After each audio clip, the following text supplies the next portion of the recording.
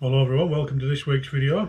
And in this week's video we're going to be checking out a new digital FPV camera from Runcam. So let's get into it.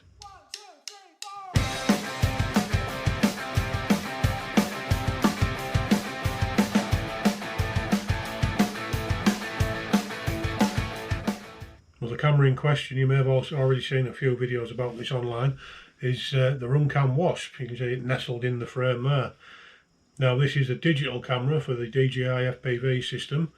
I've got the Cadex Vista in this, but you can also use the Runcam Link, which is essentially the same thing. Now there is a couple of little caveats with this camera, which I'll go into shortly.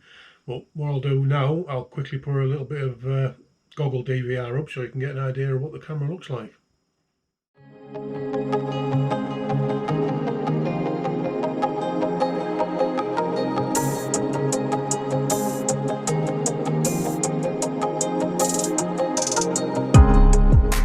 I think you'll agree from that DVR, the picture quality from that camera is pretty good. Now, like I said before, there is a few caveats with this camera, which we'll have a look through now. One of them is it's only a 4x3 camera. You can't alter it to 16:9. Now that may be a deal breaker for some people, but with me being relatively new to digital FPV, coming from analog, I'm pretty used to flying 4:3 on some of my analog builds, so switching between the two is not really a big issue for me. But like I say, for some people it might be. Another downside is you can't alter a lot of the camera settings. I know a lot of people like to adjust it in the goggles, you know, your contrast, your white balance, stuff like that. And with this camera, unfortunately, you can't do that. Now, I'm not just going to rattle on about the bad things, because I do really like this camera. One of the things I really do like is the image that comes out of it, like you saw from that DVR. It's it's got really good dynamic range. Now, the saturation and contrast might be a little bit much for some people, but unfortunately, like I say, you can't actually change a lot of that.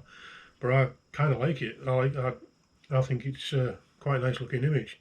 Now, it is a 120 FPS camera, but you can't change that, so you have to leave it in low latency mode, which, I mean, for most freestyle pilots, that's what you want anyway. You want the latency to be as low as you can possibly get it. Now, as I said, I'm relatively new to digital FPV, so I do have two of the quads with digital cameras in. So I thought what I'd do now is give it a little side-by-side comparison to one of the other digital FPV cameras which I've got, which is from this quad here.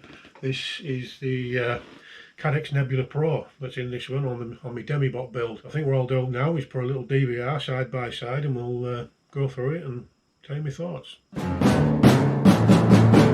Well, here we are with the two cameras. Obviously there you can see I've got the Wasp on the left and the Nebula Pro on the right. Now these packs were flew within 5 minutes of each other, so you know the conditions were about as similar as we could get them. And straight away you can see there is a bit of a difference there in the actual colour of the building that I'm flying through. The Wasp seems to have a bit more of a yellow tinge to the building, whereas the Nebula Pro, everything's a little bit more bluer, a little bit darker. But I still think the image on the Wasp looks great. I mean, if you look at the sky in the background there, the dynamic range between, you know, the clouds and that, you know, the sun itself is blown out, but you'd expect that anyway with any camera. Yeah, one thing I am noticing as I watch this back as well, and I mentioned it earlier on, but the greens do seem a lot, for want of a better word, greener in the Wasp. Like I say, you can't actually change the settings. I mean, it's not an unpleasant image. I think it's quite a nice looking image, you know. You never quite get the same sort of view with DVR as you do when you've actually got the goggles on. I mean, I couldn't really tell a massive amount of difference when I was switching between the two cameras while I was out. But so I think it's going to be a very personal thing whether you like the image or not. I quite like it. It's not bad. Well, there we go. That's enough of my dodgy flying for you. Let's get back to the desk. Now, one of the other things we use in this camera is you need to upgrade the firmware on your Vista. Now, some of you, that may worry some of you with regards to the FCC hack and 1200 milliwatt hack and stuff like that. I can tell you now straight away, don't worry. It all still works. I've done it myself on this one. And for people who have also routed the goggles, you know, to get your Betaflight OSD and that from WTF-OS, that all works as well. Well, there we go, that's what I think of the camera. Will I be replacing all my other digital FPV cameras with it? Probably not.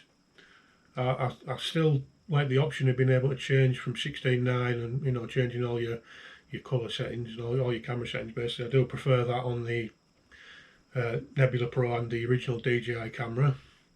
But I'm not going to be taking the camera out of this quad. I do like it. I think it's, for what I do, which is freestyle, or try to do a bit of freestyle, I think it's bang on. You know, you do get a slightly more field of view with a 4x3 sensor, you know, so when you're diving into gaps and stuff like that, you get a little bit more view at the top of the screen. So I think that's one of the bonuses about this camera.